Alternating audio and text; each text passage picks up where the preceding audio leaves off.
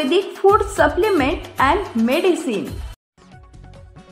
रत्नागिरीत जोरदार अवकाळी पाऊस, आंब्याचं झाड रस्त्यावर कोसळल्यानं पर्यटकांचा खोळंबा। रत्नागिरीतील अवकाळी पावसाचे जोरदार आगमन झालंय। अनेक ठिकाणी झाडांची पडझड झाल्याचं चित्र देखील दिसून आलंय।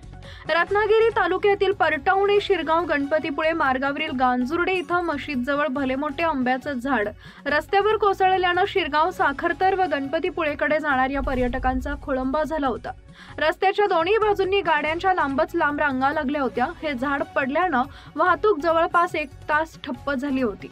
1 तासाच्या प्रयत्नानंतर शिरगाव ग्रामपंचायतीच्या कर्मचाऱ्यांनी झाड तोडून बाजूला केलं आणि वाहतूक सुरळीत केली।